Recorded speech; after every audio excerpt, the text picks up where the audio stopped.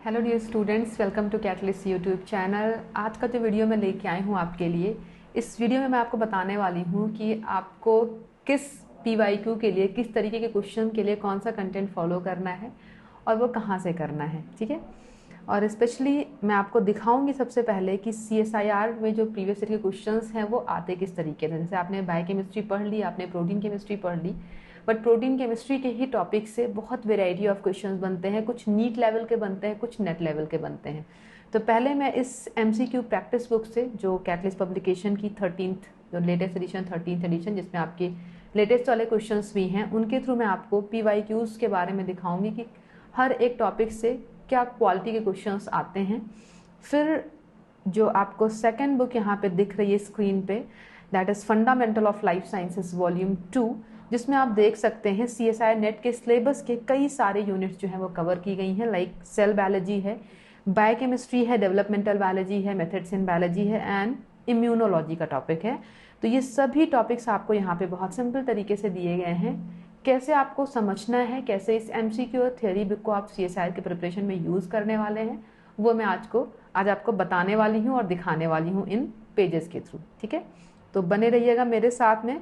बहुत important session होने वाला है ये आपका, क्योंकि आपके पास PYQs होते हैं, आपके पास कंटेंट होता है, बट आपको क्लैरिटी नहीं होती है कि किस तरीके से चीज़ों को करना है। ठीक है, MCQ बुक में देखते हैं पहले क्वेश्चन। यहाँ पे आप देख सकते हैं ये टेबल ऑफ कंटेंट है, जहाँ पे CSIR नेट लाइफ साइंस का जून 21 का क्वेश्चन आपको गिवन है। एज आई सेड कि this is the latest version of MCQ book, जो कि 13th एडिशन है, जहाँ पे आपको जो लेटेस्ट एग्जाम अभी हुआ है जून 21 का, उसके भी क्वेश्चंस देखने को मिल रहे हैं। तो यहाँ पे हम लोग देखेंगे कि लाइक जो जून 21 का पेपर था उसमें किस किस तरीके से क्वेश्चंस आए हैं। सबसे पहले हम लोग बायोकेमिस्ट्री एरिया को देखते हैं, जो यूनिट 1 है आपके सिलेबस में। बायोकेमिस्ट्री यूनिट में अगर आप देखें तो जो क्वेश्चन नंबर 2 और 3 आपको दिख रहा है, इनफैक्ट क्वेश्चन नंबर 2 भी है, ये सभी आपके जो क्वेश्चंस हैं एंजाइम काइनेटिक्स के हैं। ठीक है, आप एंजाइम काइनेटिक्स का जो चैप्टर है, जहाँ पे आपका मिकेलिस मेंटन इक्वेशन की कॉन्सेप्ट है, जिससे फर्स्ट क्वेश्चन आपका आया हुआ है। सेकंड क्वेश्चन आप देख सकते हैं जो डिफरेंट टाइप के इनहिबिटर्स होते हैं, जो एंजाइम के पाथवे को एनी हाउ ब्लॉक करते हैं डिफरेंट मेथडोलॉजी से, उनका आपको यहाँ पे रोल दिया गया है कि अगर कोई अनकॉम्पैटिटिव इनहिबिटर है तो वो किस तरीके से डिफरेंट काइनेटिक पैरामीटर में चेंजेस ला रहा है। लाइक कैसे Km को इन्फ्लुएंस कर रहा है, Vmax को कैसे चेंज कर रहा है ना। तो वो चीज़ यहाँ पे आपसे पूछी गई है। ठीक है, नेक्स्ट क्वेश्चन अगर आप देखें, क्वेश्चन नंबर 5 है, जिसमें बहुत एक फेवरेट कॉन्सेप्ट है CSIR की, as well as GATE DBT सभी में आते हैं क्वेश्चंस। PKA की वैल्यू, जो PI वैल्यू जिसको हम लोग PKA वैल्यू से कैलकुलेट करते हैं, यहाँ पे आप देख सकते हैं PK1, PK2 एंड PK3 की वैल्यूज दी हैं, and you have to find out PI of lysine. मैंने जब दूसरे सेशन भी लिया था उसमें भी मैंने आपको बताया था कि PI के कैलकुलेशन से क्वेश्चंस आते हैं आपके, और आप देख सकते हैं ये क्वेश्चन आपके एग्जाम में 4 मार्क्स में पूछा भी गया था। ठीक है, तो इस क्वेश्चन को भी सॉल्व करने के लिए आपको कॉन्सेप्ट पता होनी चाहिए टाइट्रेशन की, जिससे रिलेटेड ऑलरेडी एक वीडियो मैंने अपलोड किया हुआ है चैनल पे, उसको भी आप जाके देख सकते हैं। PI की वैल्यू आपको कैलकुलेट करने के लिए PK की कॉन्सेप्ट, टाइट्रेशन की कॉन्सेप्ट प्लस अमाइनो एसिड के स्ट्रक्चर की कॉन्सेप्ट पता होगी, तभी आप ये क्वेश्चन सॉल्व कर पाएंगे। मैं एज सच अभी पूरी इन्फॉर्मेशन आपको थ्योरी बुक में दिखाऊंगी जो इन क्वेश्चंस को सॉल्व करने के लिए रिक्वायर्ड है। इवन आप यहाँ पे भी देख सकते हैं, ये 2 मार्क्स का क्वेश्चन पूछा गया, how many hydrogen bonds involving the backbone CO and NH can be observe in alpha helix. एक क्वेश्चन आपके एग्जाम में आता है कि डिफरेंट टाइप के सेकेंडरी स्ट्रक्चर्स होते हैं, alpha helix, beta sheet, beta turn etcetera, उन सभी में जो हाइड्रोजन बॉन्ड बनता है उसके नंबर्स कितने होते हैं। ठीक है, तो ये वेरी करता है आपका। अगर 310 हेलिक्स बन रहा है तो हाइड्रोजन बॉन्ड अलग होगा, पाई हेलिक्स बन रहा है और उसके पीछे कॉन्सेप्ट है, और ये कॉन्सेप्ट भी आपकी इस बुक में दी गई है। ठीक है, तो ये कुछ मैंने आपको चीज़ें दिखाई यहाँ पे। कुछ और भी क्वेश्चन देख लेते हैं, कुछ और एरियाज के जो बहुत फेवरेट एरियाज हैं आपके CSIR के। एक एरिया आप देख सकते हैं जो जून 21 का क्वेश्चन, ये भी आपका, ये है एक्चुअल में आयन एक्सचेंज क्रोमेटोग्राफी से। ये कॉन्सेप्ट भी आपकी इसी वॉल्यूम में आपको मिलेगी मेथड्स इन बायोलॉजी के सेक्शन में, जिसमें हम लोग प्रोटीन प्यूरिफिकेशन की अलग अलग टेक्निक पढ़ते हैं, and ion exchange chromatography is one of them. ठीक है, तो ये भी आपको वहाँ पे दिया है कि how do we use cation exchanger and anion exchanger, और रेस्पेक्टिव प्रोटीन्स कौन सी होती है जिन पे पॉजिटिव चार्ज है या नेगेटिव चार्ज है। तो PI और pH रिलेशनशिप पे ये आयन एक्सचेंज क्रोमेटोग्राफी से हम लोग प्रोटीन्स का सेपरेशन करते हैं। तो ये कॉन्सेप्ट एज सच आपको मिल जाएगी बुक में। नेक्स्ट क्वेश्चन देखिएगा, क्वेश्चन नंबर 18 जो आपको दिख रहा है, अगेन बहुत फेवरेट टॉपिक है। ये भी मैंने बूस्टर सेशन में लिया था और एक्सप्लेन किया था, और मैंने बोला भी था कि इससे क्वेश्चन आने की पूरी प्रोबेबिलिटी है, और क्वेश्चन आपके एग्जाम में 4 मार्क्स में आया है। बहुत बढ़िया क्वेश्चन है, जिसमें भी आपको लाइक पेप्टाइड दे दिया गया है और आपको प्रोटीजेस दे दिए गए हैं। यहाँ पे आप देख सकते हैं DTT, और है ना, इन्होंने इसको स्पेसिफिक प्रोटीज से क्लीव किया और आपसे पूछा गया है कि इसका सीक्वेंस क्या होगा, डाइसल्फाइड बॉन्ड है या नहीं है, और है तो कहाँ पे है। ठीक है, तो ये क्वेश्चन जो है आपका ये प्रोटीन सीक्वेंसिंग का है, विच इज टॉपिक ऑफ है ना बायोकेमिस्ट्री। बायोकेमिस्ट्री का बहुत इंपॉर्टेंट टॉपिक है, हमेशा क्वेश्चंस मिलते हैं इससे। तो ये टॉपिक भी मैं अभी एज सच आपको दिखाऊंगी थियरी बुक में। इसकी एक टेबल है जिसमें सभी प्रोटीजेस की जो स्पेसिफिक क्लीवेज पॉइंट्स होते हैं वो दिए हुए हैं। अगर उतना आपने याद कर लिया और आपने N और C टर्मिनल्स की कॉन्सेप्ट समझ ली, तो कोई क्वेश्चन आपके लिए डिफिकल्ट नहीं होगा प्रोटीन सीक्वेंसिंग का सॉल्व करने के लिए, है ना, चाहे किसी भी क्वालिटी का क्वेश्चन पूछा गया हो। ठीक है, नेक्स्ट आपको क्वेश्चन नंबर जो 20 दिख रहा है और 19 दिख रहा है, इनकी 20 जो क्वेश्चन है ये आपका मिकेलिस मेंटन कांस्टेंट पे बेस्ड है, Km की कांस्टेंट पे। एंड जो क्वेश्चन नंबर 19 है, इससे रिलेटेड एक टेबल आपको मिलेगी एंजाइम काइनेटिक्स वाले चैप्टर में। नेक्स्ट आते हैं, कुछ और टॉपिक्स पे डिस्कस करते हैं। अगेन एक क्वेश्चन आपको दिख रहा है PI की कॉन्सेप्ट पे, जिसमें फिर बोल रही हूँ मैंने बूस्टर सेशन में ऑलरेडी ये टॉपिक लिया था और मैंने ये कॉन्सेप्ट आपको समझाई भी थी कि अगर कोई स्ट्रक्चर दिया है तो कैसे हम लोग PI वैल्यू को कैलकुलेट करते हैं, राइट। तो यहाँ पे आप देख सकते हैं आपको 2-3 अमाइनो एसिड जोड़ के एक ट्राईपेप्टाइड दे दिया गया है और उनकी respective PKR values PK1, PK2, PKR values दे दी गई हैं। और आपको पता करना है कि इस पेप्टाइड का जो आइसोइलेक्ट्रिक पॉइंट है, जिसको हम लोग PI पॉइंट बोलते हैं, वो क्या होगा। तो अगेन हॉट टॉपिक है CSIR के लिए, हमेशा क्वेश्चंस आपको मिलते हैं। नेक्स्ट टॉपिक जिसके बिना CSIR का पेपर शायद ही बनता हो, वो है आपका रामाचंद्रन मैप की कॉन्सेप्ट, है ना। ये रामाचंद्रन प्लॉट जो रामाचंद्रन सर ने डिजाइन किया था, है ना, जिसके थ्रू हम लोग डिफरेंट सेकेंडरी स्ट्रक्चर्स की पोजीशन, उनकी जो कन्फर्मेशनल कांस्टेंट है वो पता करते हैं। इवन जो अमाइनो एसिड्स हैं या ट्राईपेप्टाइड या स्मॉलर पेप्टाइड्स है या फिर लॉन्गर पेप्टाइड है, सेकेंडरी स्ट्रक्चर डिफरेंट टाइप के, उनके बारे में चीज़ें पता करते हैं कि कौन कितना फ्लेक्सिबल है, उसमें किस तरीके के अमाइनो एसिड्स हैं। ठीक है, तो ये पूरा जो ग्राफ आपको यहाँ पे दिख रहा है, ये एज सच ग्राफ भी आपको भी मिलने वाला है और ये सारी इन्फॉर्मेशन वहाँ पे आपको मिलेगी कि लाइक टॉप लेफ्ट क्वाड्रेंट में कौन सा स्ट्रक्चर आपको दिख रहा है, बॉटम में कौन सा दिख रहा है, और ये रामाचंद्रन मैप को ड्रॉ करने के पीछे क्या लॉजिक था, क्या कॉन्सेप्ट थी, वो सब कुछ दिया है आपको इस बुक में। ठीक है, नेक्स्ट क्वेश्चंस कुछ और भी देख लेते हैं, कुछ और एरियाज के। यहाँ पे आप सेल बायोलॉजी का देख लेते हैं। सेल बायोलॉजी भी आपके इसी वॉल्यूम 2 का ही पार्ट है। एक क्वेश्चन सेल बायोलॉजी का देखते हैं, अगेन फेवरेट टॉपिक है CSIR का, सेल साइकिल रेगुलेशन, जिसमें कि जो CDKs होते हैं, साइक्लिन डिपेंडेंट काइनेजेस होते हैं, उनका रोल क्या होता है, CDKs 4 कहाँ पे काम करें, CDK 6 कहाँ पे काम करें, और उनके साथ जो डिफरेंट साइक्लिन्स हैं, G1 cyclin, M cyclin etcetera, वो किस तरीके से एसोसिएट हो रहे हैं और कैसे वो इस ट्रांजिशन को मेंटेन कर रहे हैं। देखिए CSIR का जो लेवल है, ये सेल डिवीजन नहीं पूछता है आपसे, कम पूछता है, ये सेल साइकिल रेगुलेशन पूछता है। तो बहुत सरफेस लेवल की नॉलेज अगर आप सेल ऑर्गेनेल्स आप पढ़ लेंगे, केवल माइटोसिस मियोसिस पढ़ लेंगे, तो आप सेल साइकिल पे बेस्ड क्वेश्चंस को सॉल्व नहीं कर पाएंगे। For that you need depth information, और वो सारी इन्फॉर्मेशन आपको अभी मैं सेल बायोलॉजी की जो यूनिट है इसमें थियरी बुक में, वो मैं आपको दिखाऊंगी। नेक्स्ट क्वेश्चन आप देख सकते हैं, ये 2 क्वेश्चन जो आपको दिख रहे हैं, क्वेश्चन नंबर 29 एंड 30, ये दोनों क्वेश्चन आपके कैंसर पे बेस्ड है। कैंसर और एपोप्टोसिस का जो टॉपिक है आपका सेल बायोलॉजी का ही पोर्शन है। तो ये दोनों इन्फॉर्मेशन भी कि E2F कैसे RB से कनेक्टेड है ना, क्या प्रोसेस में कैसे इन्वॉल्व हो रहा है, ये चीज़ें भी आपके एग्जाम में कई बार पूछी गई हैं, और ये भी कॉन्सेप्ट जो है आपकी एज सच अभी आपको मिलने वाली है। ठीक है, कुछ क्वेश्चन और देख लेते हैं। ये आपका क्वेश्चन है जो एक्स्ट्रा सेलर मैट्रिक्स है।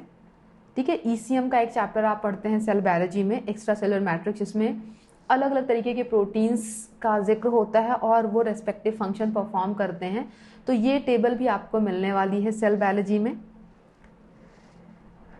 ठीक है, नेक्स्ट क्वेश्चंस कुछ और टॉपिक भी देख लेते हैं, यहाँ पे कुछ और एरियाज से भी देख लेते हैं जो इस यूनिट में हम लोग कवर करते हैं। बाकी आपको पता है इसकी दूसरी वॉल्यूम भी आती है आपकी वॉल्यूम 1, जिसमें जो बाकी के आपके टॉपिक्स हैं लाइक जेनेटिक्स है, इकोलॉजी है, प्लांट आपकी है ना, मॉलिकुलर बायोलॉजी एटसेट्रा, वो उस बुक में आपको मिल जाएगा।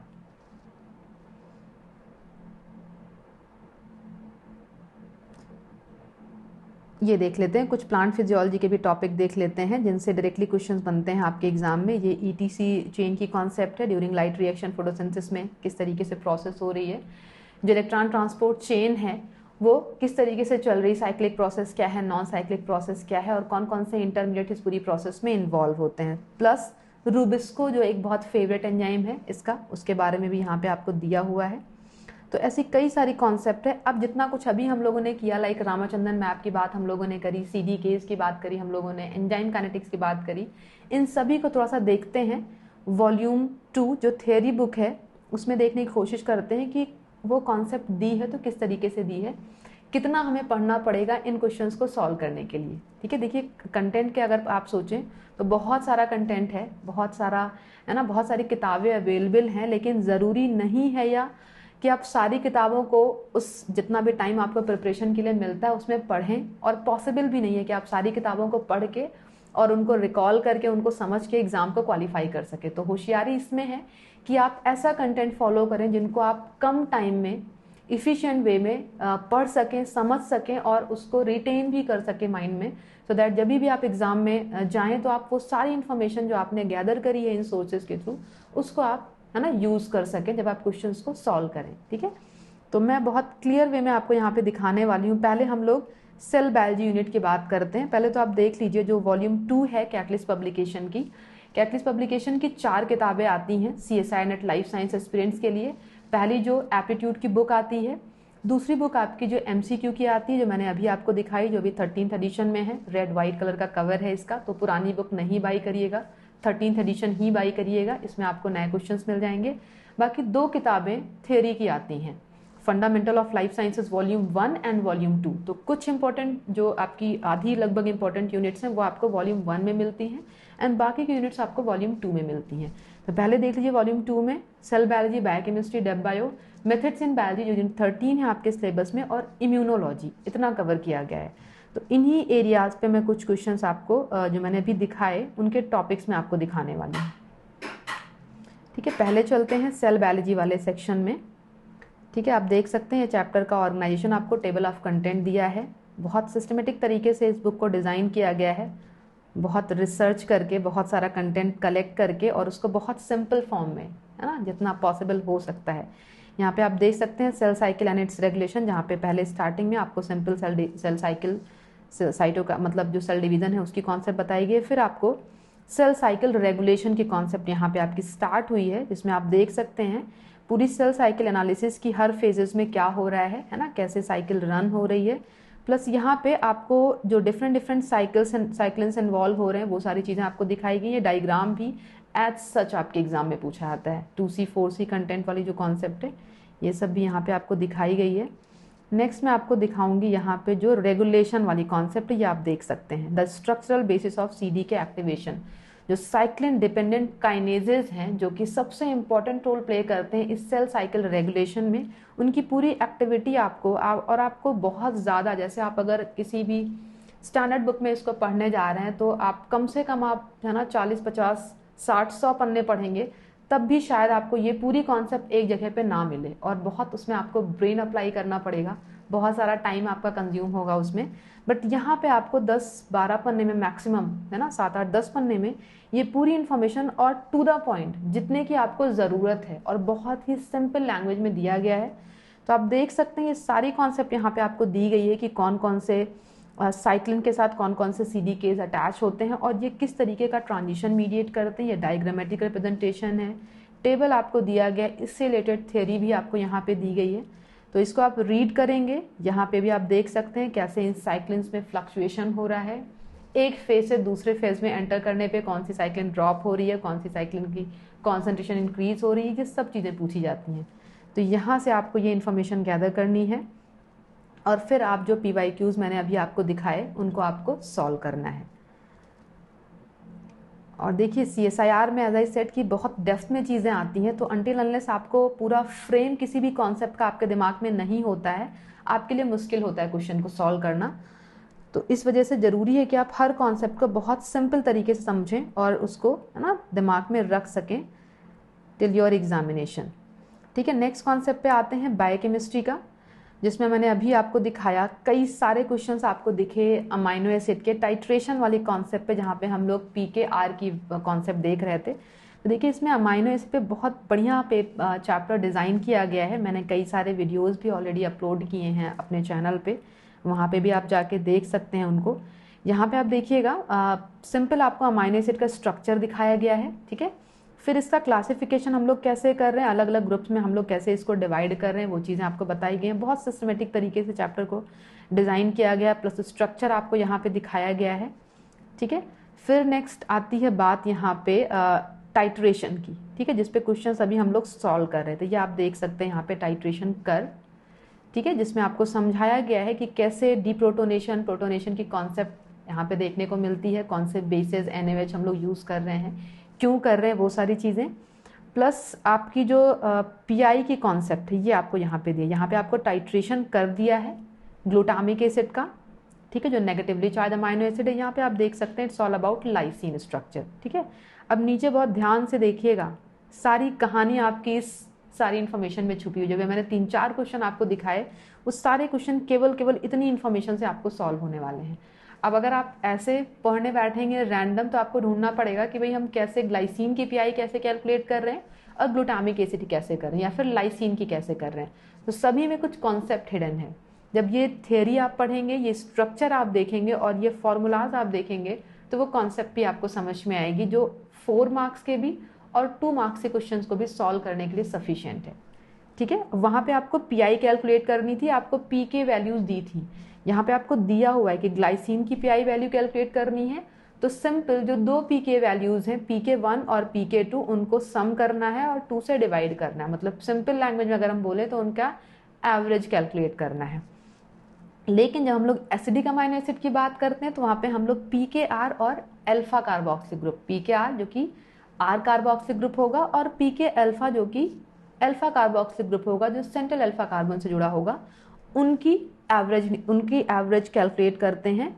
अगर बेसिक को कैलकुलेट करना है तो हम कार्बोक्सिल ग्रुप ना चूज करके अमाइनो ग्रुप चूज करते हैं, ठीक है। तो ये सारी कॉन्सेप्ट यहाँ पे आपको दी हुई है। प्लस PKR जो वैल्यूज हैं अलग अलग अमाइनो एसिड्स की, सभी में R ग्रुप आयनाइजेबल नहीं होता है, जिनमें होता है इसका सीक्वेंस आपको यहाँ पे दिया गया, सबकी वैल्यूज आपको दी हुई हैं।